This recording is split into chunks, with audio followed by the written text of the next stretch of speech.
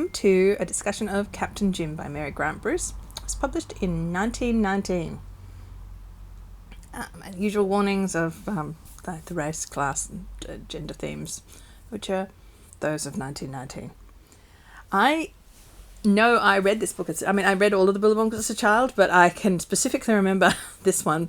Must have read it in year 5, which is when I was 11 or 10, because I had an argument with my teacher about whether or not it was plausible that a returned serviceman with an injured leg might be mistaken for someone who was able-bodied.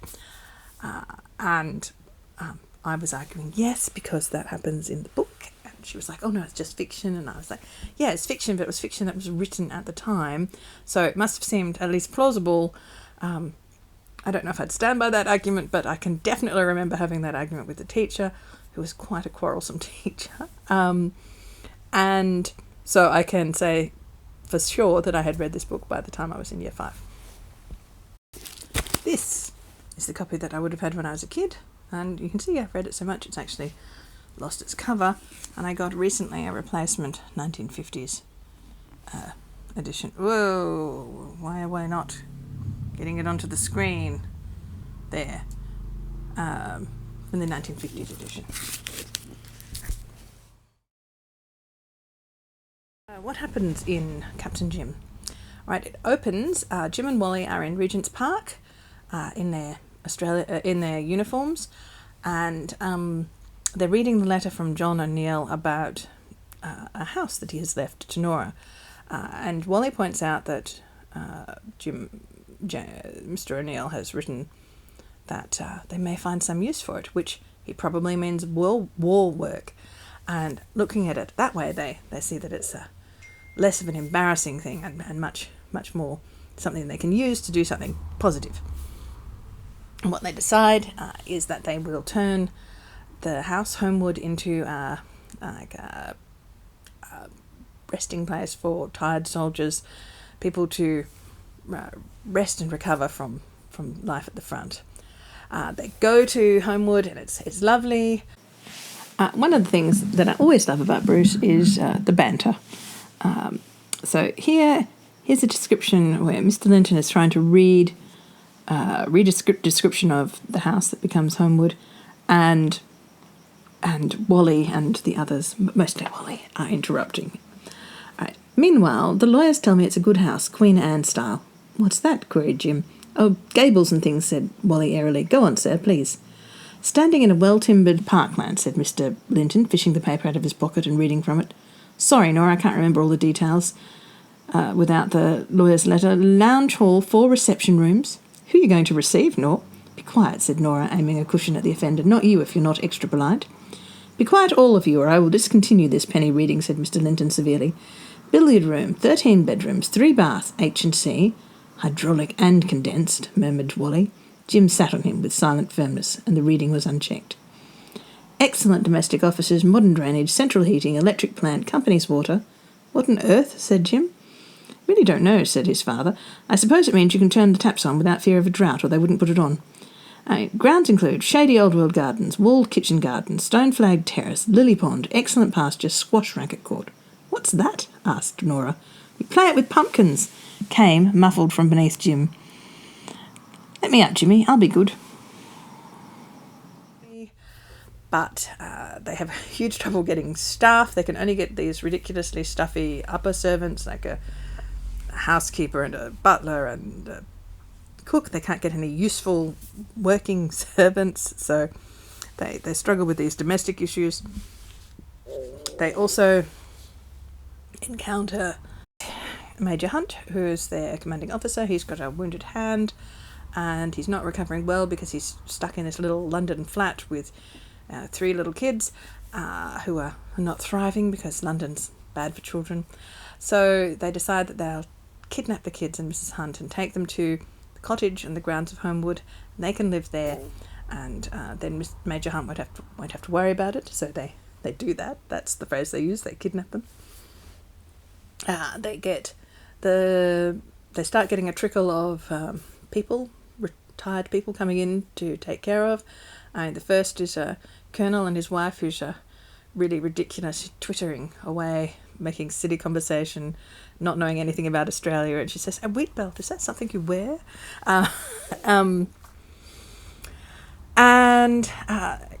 It's going well because it gives Nora and Mr. Linton something really constructive to do when the boys go back to fighting, which they do. And then it appears that Jim has been killed, which is tragic. The Lintons obviously reeling with grief. Nora and Mr. Linton soldier on with keeping Homewood running as their job. Wally is even more grief-stricken because he thinks it should have been him. He's just so unhappy. He doesn't even want to come back to see them because he feels like he shouldn't come on his own because he's always come with Jim. And when he does come, he kind of has a nervous breakdown, and Nora has to nurse him. And eventually he recovers and goes back to the front, but he's really not his old jolly self, his cheery self. And then Nora has to nurse one of the Hunt children who gets typhoid from playing with some nasty common children. And she nurses him through that.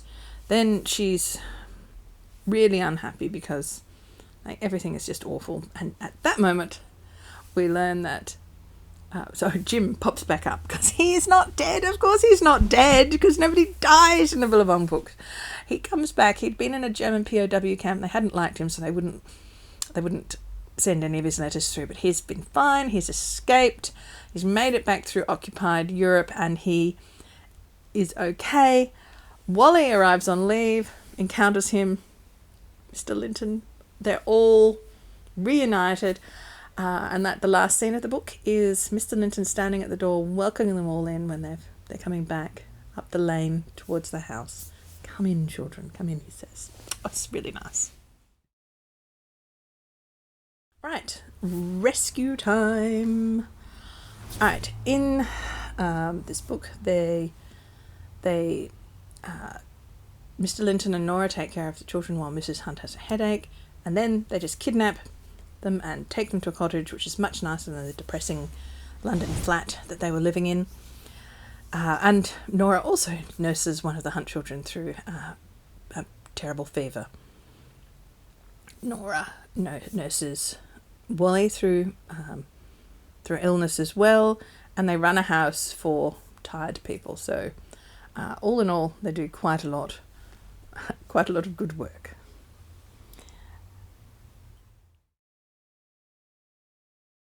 There's a line in the book which I actually find a bit grim, where the two little Hunt boys are saying, "Oh no, don't kill all the Germans, leave some for us to kill in the future."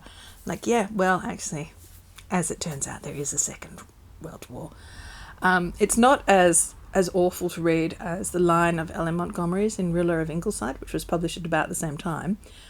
In that, she has this terrible, terrible line saying something along the lines of, in 20 years' time, it will be clear that all of this sacrifice was worth it. Everything will be different. We will be living in a much better world.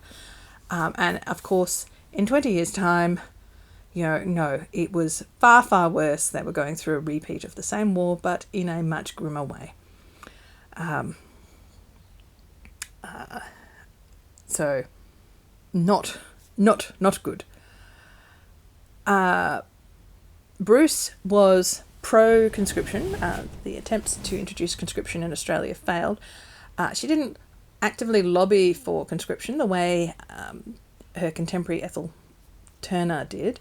Ethel Turner put a lot of work into lobbying pro-conscription, but Bruce certainly emphasises throughout her books that the soldiers are forced to keep fighting and fighting because there's no one to replace them, that there are people lolling around at home who could be fighting, who could join in the effort.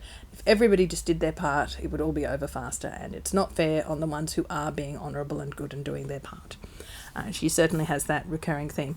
And that also occurs in Ethel Turner's books, which were written during World War I. So I'll just talk a little bit about Ethel Turner, who was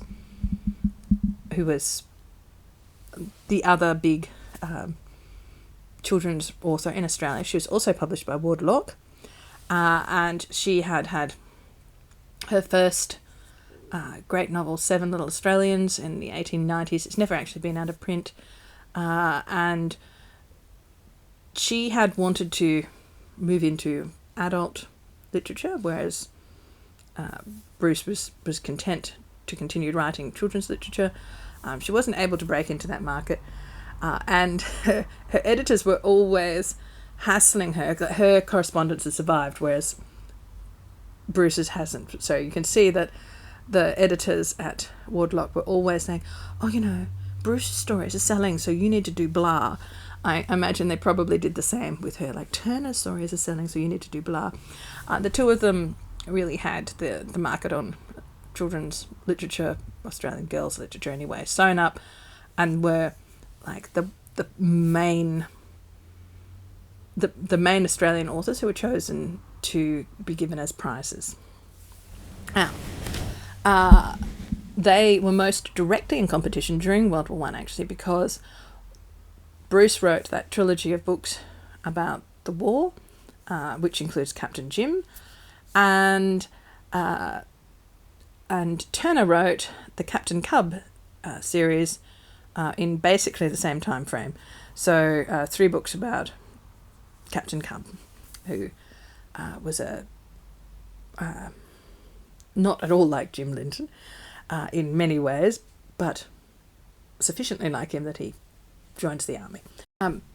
Cub is a rich socialist living in the city, so he doesn't sound much like Jim Linton at all. First, he doesn't want to join up because he wants to spend his time trying to fix other social woes, but eventually he realises it's his duty to do so.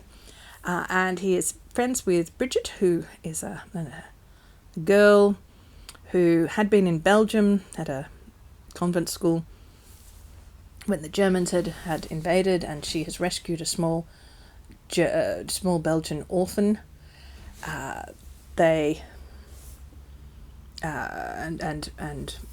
little Josette, the orphan, acts as a sort of example of poor, pathetic Belgium that needs to be taken care of.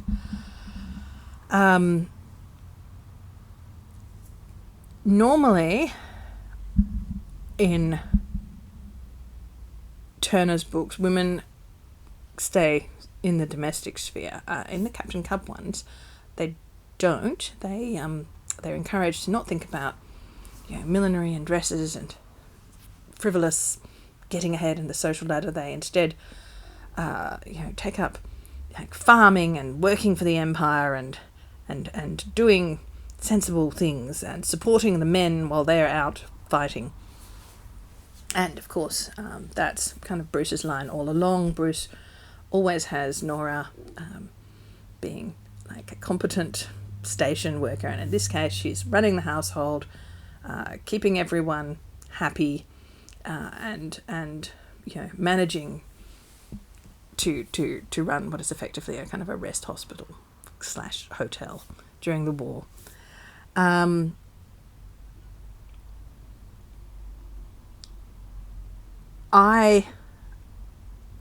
People often say Turner is better at character and pathos, and Bruce is better at adventure, and that's probably an accurate thing to say. So, for instance, there's 2 instances in which a boat carrying the protagonist is threatened by German subs. Right, in the Turner instance, they're at sea. They're returning from England to Australia, and they're in blackout, and there's rumours that there's a sub around. Everything's shrouded in darkness. It's nighttime, but they bravely carry on, like making their toilettes by candlelight, and then going out and dancing as if nothing was happening, just to show their defiance. And then a hush falls on the crowded room, and someone sings "Nearer, My God, to Thee," and then there's this little voice from Josette, the Belgian orphan, saying, "Mama, Mama, is that the Prussians?" And that's you know, it's pretty over the top, but is moving, but also kind of Victorian. Whereas in Bruce, they are threatened by a German sub, and which actually tries to torpedo them, and their response of the Lintons is to get onto the deck and to, you know, say, well, if we do have to jump, take your shoes off and make sure you get clear. So there's no sentimentality, and there's no, you know, there's no pathos. It's purely practical, and that, I think, is actually the difference between Bruce and Turner. I was happy to be a children's author, as the Christmas Eve rescue of Jim Linton illustrates. She was under some pressure to not be, but she did not. She did not cave to that.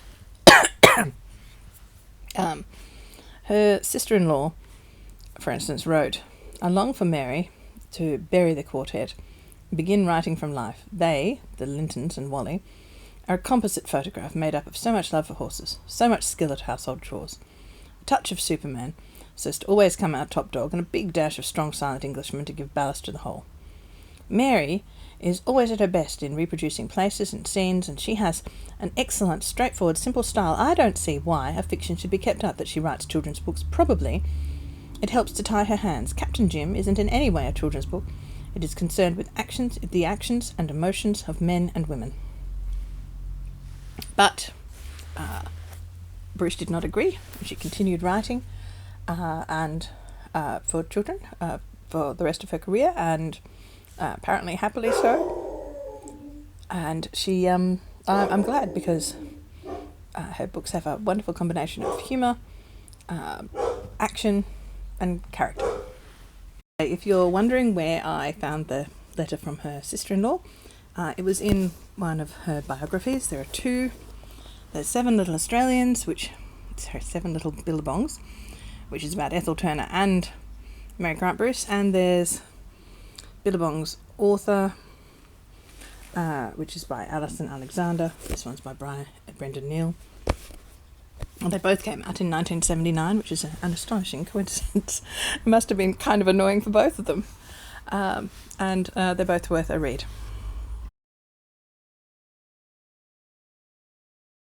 By saying there's a song that the cook, Mrs. Delisle, sings, and I'm actually putting out a plea here. If anyone knows what it's from, I'd really like to know. I couldn't find it.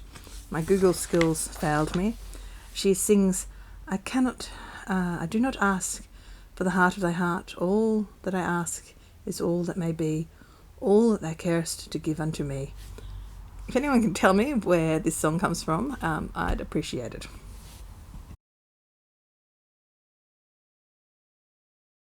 It occurs to me that I'm not being entirely fair to, in my comparison of Turner and Bruce, when I talk about the submarines and the torpedoing, because I should add that although the Billabong Quartet are all very sensibly talking about, you know, get clear of the ship, kick your shoes off, strike for the shore, there's also an elderly Irish priest who's returning from America to Ireland on board the ship, and he keels over and dies in the middle of this torpedo attack of, I don't know, shock or heart attack or something.